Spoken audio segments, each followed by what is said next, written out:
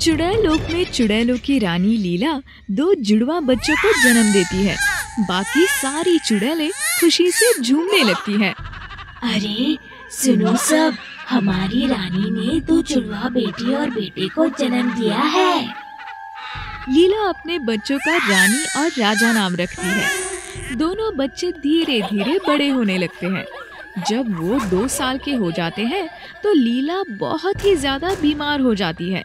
वो बाकी के चुड़ैलों को बुलाकर कहती है, सुनो मेरी प्यारी चुड़ैल बहनों, मैं बहुत बीमार हूँ और अब मुझे नहीं लगता कि मैं ज्यादा दिन जीवित रह पाऊंगी। मेरे बच्चे अभी छोटे हैं। मेरे मरने के बाद तुम सभी उनका ख्याल रखना, उन्हें पाल पोस कर बड़ा करना।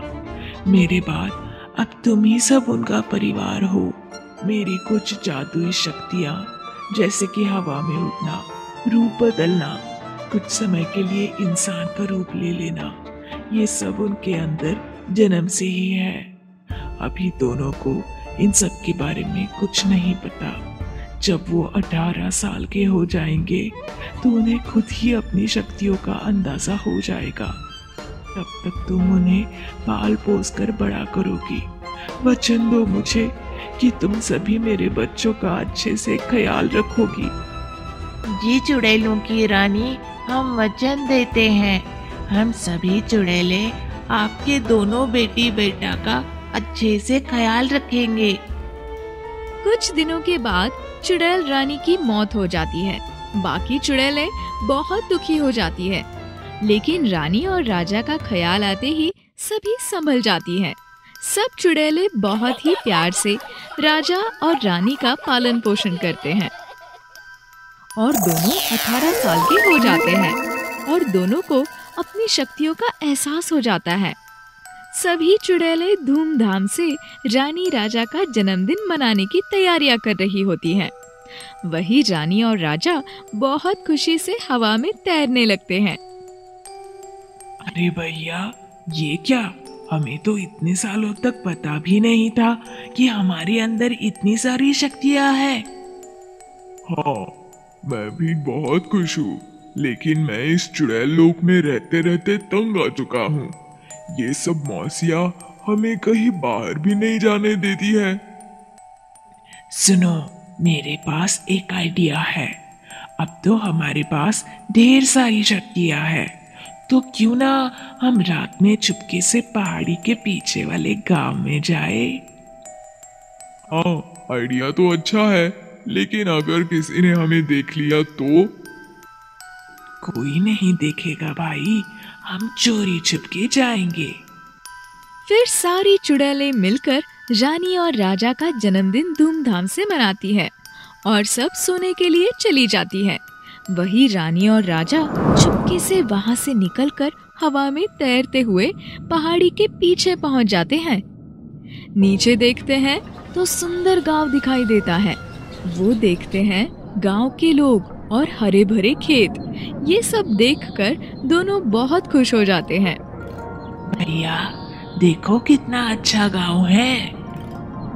हाँ, और वहाँ देख कितनी सुंदर सुंदर लड़कियाँ भी हैं। देखो उनके कपड़े कितने प्यारे हैं भैया। क्या फायदा ये सब का? हमारे नसीब में तो ये सब है ही नहीं।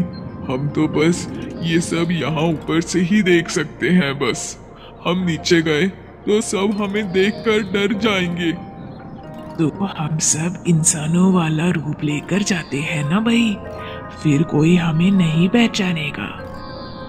फिर दोनों रूप बदलकर सुंदर सा लड़का और लड़की बनकर गांव में घूमने लगते हैं और कुछ देर के बाद दोनों अपने चुड़ैल लोक वापस चले जाते हैं। राजा को गांव बहुत पसंद आता है। अगले दिन राजा फिर से गांव में जाने के लिए तैयार हो जाता है। अरे भैया, आप ये क्या कर रहे हो? आज फिर से गांव में जाने वाले हो क्या? हाँ, आज मैं फिर से जा रहा हूँ। मुझे वो गांव बहुत पसंद आया है। लेकिन भैया, हमारा रोज रोज उस गांव में जाना ठीक नहीं है। अगर किसी ने देख लिया तो मुसीबत हो जाएगी। अरे मेरी बहना, कुछ नहीं होगा, मैं जल्दी आता हूँ। ऐसा कहकर राजा चला जाता है। वो ऐसे ही रोजाना रूप बदलकर गांव में जाने लगता है, गांव के लड़कों से दोस्ती करता है और सारा दिन उनके साथ घूमता और मस्ती करता है।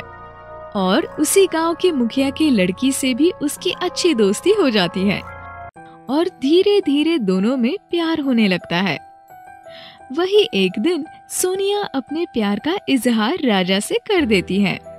सुनो ना राजा, मैं तुम्हें अपना दिल दे बैठी हूँ। मैं ना अब तुम्हें अपना दिल का राजा बना बैठी हूँ। मैं बहुत दिनों से तुमसे ये बात कहना चाह रही थी, लेकिन कह नहीं पा रही थी। पर अगर मैंने अब नहीं कहा तो देर हो जाएगी, क्योंकि बापू की तबीयत खराब रहने लगी है और वो घर जमाई ढूंढ रहे हैं ताकि वो मेरी शादी उससे करवा दे और मैं बापू के घर ही रह जाऊं। मैं तुमसे बहुत प्यार करती हूँ राजा, क्या तुम भी मुझे चाहते हो? हाँ सोनिया, मैं भी तुमसे बहुत प्यार करता हूँ। तो ठीक है, मैं आज ही बापू से तुम्हारे बारे में बात करती हूँ। मुझे यकीन है वो मना नहीं करेंगे। फिर राजा खुशी से चुड़ैल लोक वापस आ जाता है और खुशी के मारे उसे ये एहसास नहीं होता कि वो एक चुड़ैल का बेटा है और सोनिया एक इंसान है। उन दोनों की शादी नहीं हो सकती। तभी राजा को नाचते हुए देख रानी उसके पास आती है। अरे भैया, क्या बात है? आज तो आप बड़े खुश नजर आ रहे हो। तभी राजा सारी बात रानी को बता देता है। लेकिन भैया, ये शादी कैसे हो सकती है? आप तो एक चुड़ैल का बेटा हो, आप एक इंसान से शादी कैसे कर सकते हो? वो चुड़ैलों के लोक में कैसे रहेगी? आप हमेशा के लिए आदमी तो नहीं बन सकते। कभी ना कभी तो सच्चाई सामने ही आ जाएगी, फिर तुम क्या करोगे? हाँ, लेकिन मैं सोनिया के प्यार के आगे सब भूल गया था। मैं उससे बहुत प्यार करता हूँ। मुझे बस सोनिया चाहिए, बस। अब तक सोनिया ने मेरे बारे में अपने बापू को सब बता दिया होगा। मैं उसके बिना नहीं रह पाऊंगा। अब तुम ही बताओ बहन, मैं क्या करूं? क्या इस समस्या का कोई उपाय नहीं है? एक ही उपाय है। हम चुड़ैल लोक के गुरुदेव से जाकर मिलते हैं। वो पहाड़ की उस चोटी पर रहते हैं। अब तो वही कुछ कर सकते हैं। फिर दोनों गुरुदेव के पास जाकर सारी बात बताते हैं। मैं समझ गया बेटा, तुम उस लड़की से प्यार करते हो और प्यार की कोई मर्यादा नहीं होती। तुम्हें घोर तपस्या करनी होगी, तभी तुम मनुष्य रूप ले पाओगे। लेकिन ध्यान रहे, अगर तुम एक बार मनुष्य बन गए तो तुम कभी चुड़ैल लोक में वापस नहीं आ सकती और तुम्हारी सारी शक्तियां भी चली जाएंगी। जी गुरुदेव, मैं हमेशा के लिए मनुष्य बनने के लिए तैयार हूँ और तपस्या के लिए भी। फिर राजा तपस्या करना शुरू करता है। वहीं बाकी के चुड़ैलों को ये बात अच्छी नहीं लगती, जिसके कारण वो राजा की तपस्या भंग करने की बहुत कोशिश करती हैं। लेकिन रानी अपने भाई के सामने ढाल बनकर खड़ी रहती है और अपने भाई के लिए चुड़ैलों से लड़कर उसकी रक्षा करती है। रानी और बाकी चुड़ैलों में बहुत बार लड़ाई होती है, लेकिन रानी डटकर उन सब का मुकाबला करती है और राजा की तपस्या पूरी हो जाती है। राजा हमेशा के लिए आदमी बन जाता है। फिर रानी अपने भाई को उस गांव में छोड़कर वहां से लौट जाती है। वही राजा सोनिया से ब्याह करके खुशी खुशी रहने लगता है। वही रानी कभी कभार अपने भैया भाभी से मिलने आया करती है।